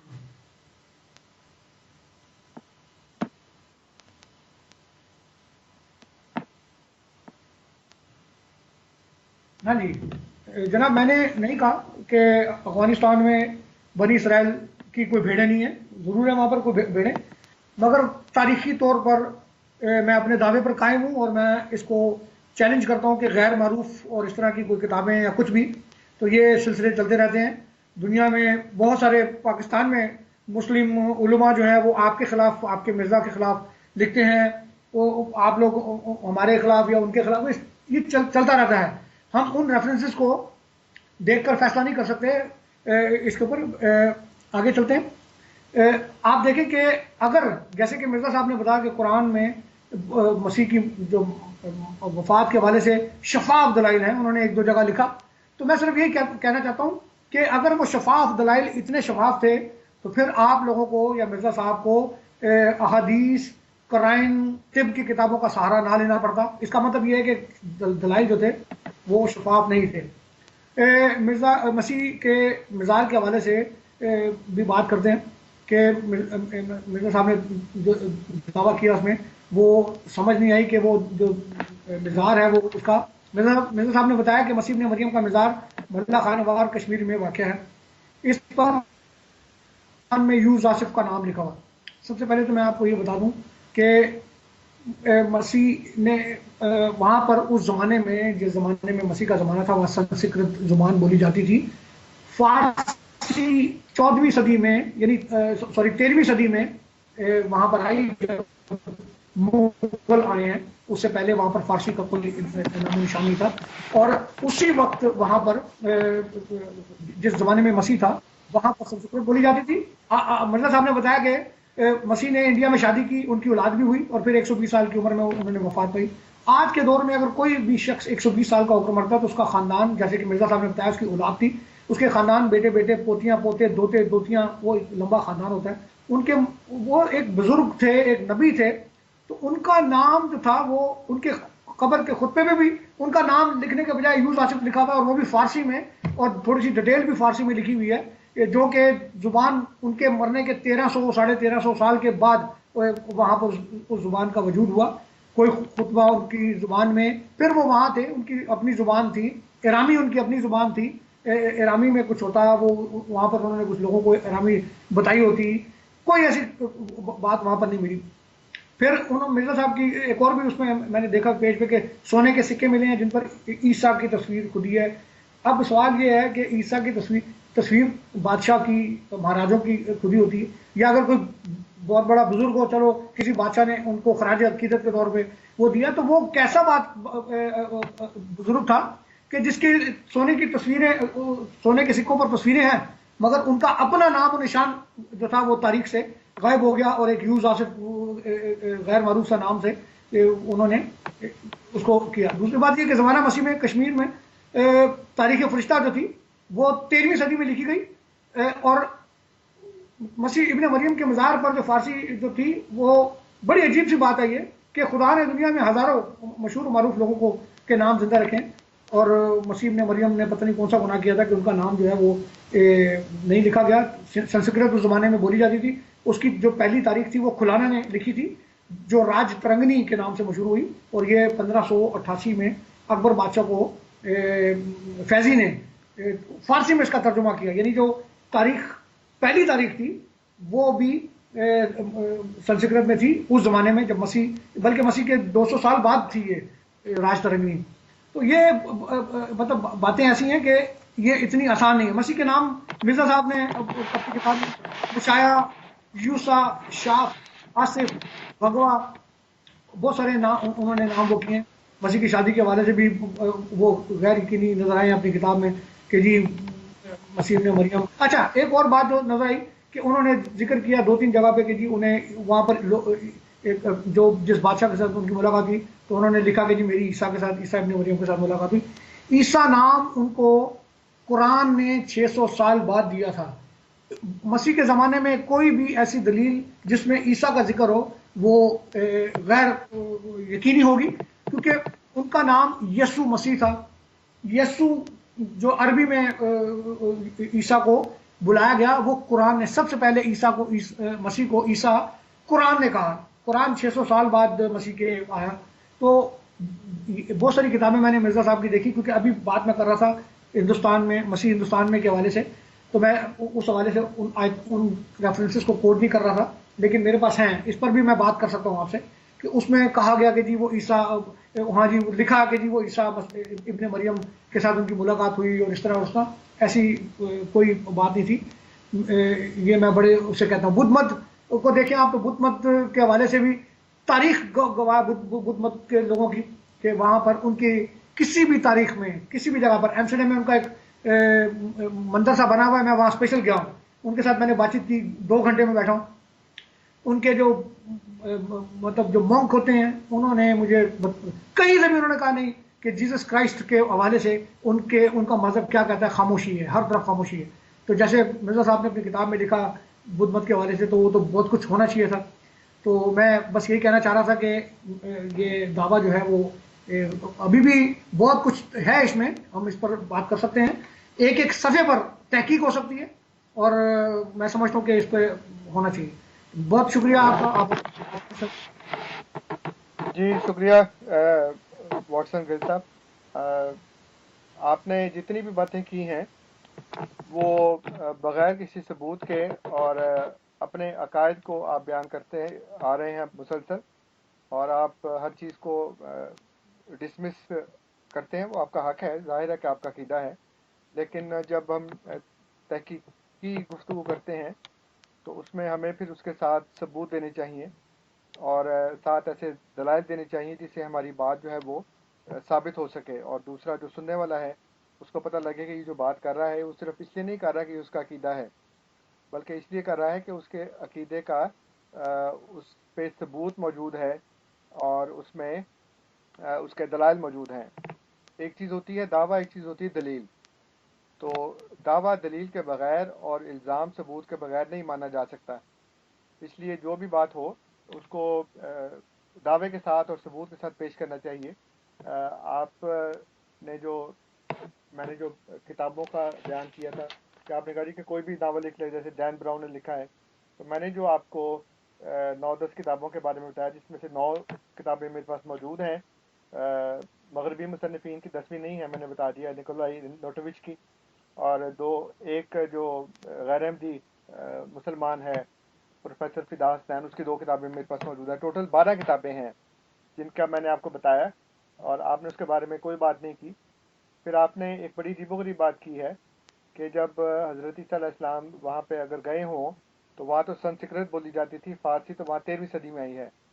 حالانکہ آپ کو پتہ ہونا چاہیے کہ فارسی بھی نہایت قدیم ترین زبان ہے، اور ایران اور افغانستان میں بولی جاتی تھی، اور وہ کشمیر کے بالکل ساتھ تھے. اس لیے یہ کہنا کہ فارسی آئی وہاں پہ 13ویں صدی میں ہے، یہ بالکل تاریخی حقائق کے خلاف بات ہے، اور زبان اور بیان کی اور قوموں کی تاریخ سے لازمی کی دلیل ہے.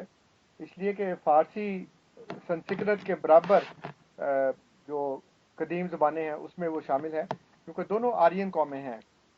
ایران کو ایران اس لیے کہا جاتا ہے کہ وہ آرین قوم تھی. کچھ لوگ جو سینٹرل یورپ سے آئے ہیں وہ کچھ وہاں پہ رک گئے ایران میں، کچھ آگے آ گئے. اس لیے فارسی تو اتنی پرانی زبان ہے، اس لیے کہنا کہ وہ جو اتنی دور بعد میں آئی ہے اور اس کا کوئی وجود نہیں تھا. پھر دوسری بات یہ کہ تاریخ تو لکھی بعد میں جاتی ہے. یہ تو نہیں ہوتا کہ وہ اس وقت واقعات ہو رہے ہیں اور ساتھ ساتھ تاریخ بھی لکھی جا رہی ہو. اس وقت تو لوگوں کے اندر لکھنے پڑھنے کا بھی اتنا رواج نہیں تھا. کچھ آئی ہے کہ وہ تاریخ لکھنے بیٹھ جاتے وہاں پہ. جو مذہبی کتابیں ہیں صرف وہ لکھی جاتی تھیں، اور وہ بھی ایک عرصہ لمبا گزرا کہ وہ زبانی کلامی باتیں چلتی تھیں، اس کے بعد پھر لکھنا شروع ہوئے. تو یہ جو تاریخ ہے جس کا آپ نے ذکر کیا ہے وہ تو لکھی جاتی سینکڑوں سال کے بعد. لوگ مختلف لوگوں سے پوچھتے ہیں، کوئی اس طرح کے مخطوطات ڈھونڈتے ہیں، کوئی ایک آدھ ورقہ ان کو مل جاتا ہے، جیسے ڈیڈ سی اسکرولز ہیں وہ ملے ہیں، اس کی بنیاد کے اوپر ایک تاریخ مرتب ہو رہی ہے. اس لیے یہ جو تاریخی باتیں ہوتی 200-300 سال کے بعد، بلکہ بعض زیادہ یا پہلے. پھر آپ نے کہا کہ بدھ مت کی کسی تاریخ میں ایسا ذکر نہیں ہے. اب کسی کو معلوم نہیں ہے تو یہ ایک الگ بات ہے، ورنہ جو ریسرچ کرنے والے ہیں انہوں نے تو اس حد تک تحقیق کی ہے، جیسے میں نے بتایا آپ کو کہ جو نکولائے نوٹووچ ہے وہ تبت کی جو خانقاہیں تھیں وہاں پہ وہ رہا ہے، اور وہاں پہ وہ اسکرولز موجود ہیں. بی بی سی کی اور دوسری ڈاکومنٹریز موجود ہیں اس کے اوپر، وہ آپ دیکھ سکتے ہیں، جس میں یہ بتایا گیا ہے کہ تبت والے بدھ مذہب کو ماننے والے تھے، آج بھی بدھ مذہب کو ماننے والے ہیں، اور وہاں پہ باقاعدہ ان کی کتابوں کے اندر مسیح کے وہاں جانے کا ذکر ہے. بلکہ جو نوٹووچ ہے وہ تو یہ کہتا ہے کہ وہ جو بیچ کے اس کے مسیح کے کچھ سال ہیں، یعنی آخری دفعہ جو بائبل میں مسیح اپیئر ہوتا ہے تو وہ 12 سال کی عمر میں ہے، اور پھر جب دوسری دفعہ اپیئر ہوتا ہے تو اس کی عمر 30 سال ہوتی ہے. اب بیچ کے جو 18 سال ہیں وہ یہ کہتے ہیں کہ اس نے یہاں گزارے ہیں. اور بہت سے لوگ یہ بھی الزام لگاتے ہیں کہ انہوں نے یہ ساری باتیں جو کی ہیں وہ بدھ مت سے انسپائر ہو کے کی ہیں، یا اس کو اگر الزام کے طور پہ کہیں کہ ان سے چوری کی ہیں، نعوذ باللہ. تو یہ ساری تحقیقی باتیں ہیں، اس میں عقیدے کا کوئی دخل نہیں ہے، بلکہ لوگ ریسرچ کرتے ہیں اور کسی نتیجے پر پہنچتے ہیں. اگر ہالینڈ کے رہنے والوں کو یا دوسرے ملک کے رہنے والوں کو یہ بات معلوم نہیں ہے یا وہ بات مانتے نہیں تو اس سے کوئی فرق نہیں پڑتا. یہاں پہ بھی ہمارے پاس کینیڈا میں بدھ مت کے لوگ آتے رہتے ہیں. ہم انٹرفیتھ کانفرنسز کرتے ہیں. تو اس میں ان کو جب بتاتا ہوں کہ جی، یا ہمارے دوسرے جو ساتھی ہیں وہ بتاتے ہیں کہ ہم دنیا کے تمام انبیاء پر ایمان رکھتے ہیں اور ہم یہ ایمان رکھتے ہیں کہ بدھ بھی نبی تھا. تو کہتے ہیں نہیں نہیں نہیں، وہ بالکل نبی نہیں تھا، وہ یہ نہیں تھا، وہ نہیں تھا، تم غلط کہہ رہے ہو.